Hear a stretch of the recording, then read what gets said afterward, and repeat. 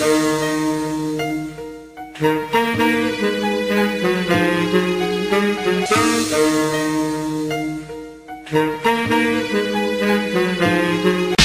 ako ang nagsulat, lahat natitindihan. Pag kayo ang nagsulat, di maintindihan. Maanghang pa ako sa siling labuyo, mainit pa ako sa tubig na kumukulo.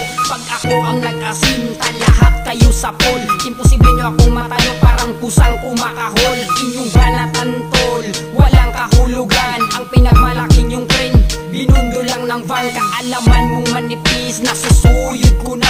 Verse mong magaan, nasusukat ko na.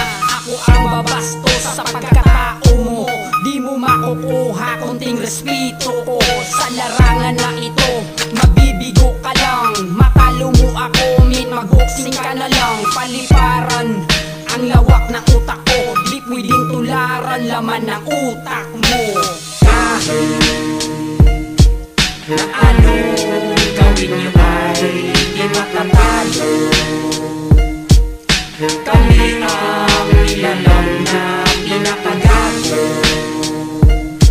Kahit sinong umarang di matatalo.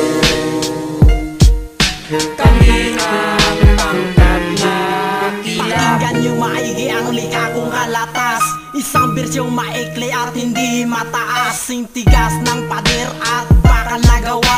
Kung sino mang humarang ang katawa'y magigiba. Katagan ang pinigas ko, di mo maihilagan. Ang lupit parang buhawi, di mo masasanggayan. Gamitan mo man ng kahit na anong klaseng kalasag. Magsyanto pari mula sa grupong matatag. Banatan nyo'y alanganin, parang di pa rin kumpleto. Estilo nyong bulok, di pa rin garantisado. Di pa rin solido sa pagtula, di pa rin biyasa.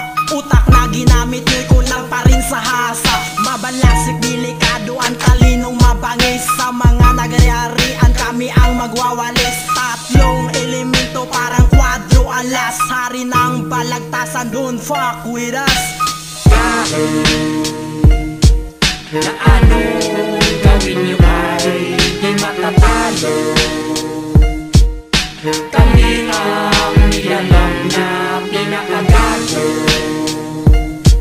Kahit sinong umarang di matatalo. Kami ang pangkat na kilala. Ako ang maliit na santo na hindi matitibag. Kahit di sinasamba, pero ako ang tagahukom. Kung ako'y nagagalit, lumilindol itong mundo.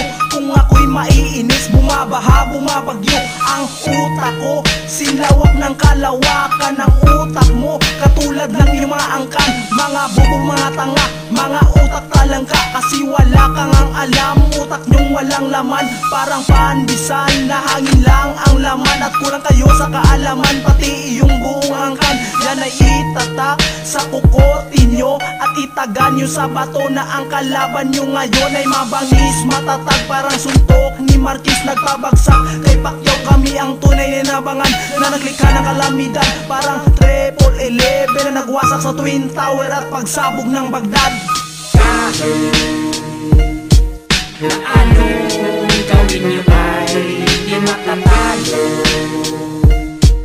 Kami ang nilalang na pinakagago. Kahit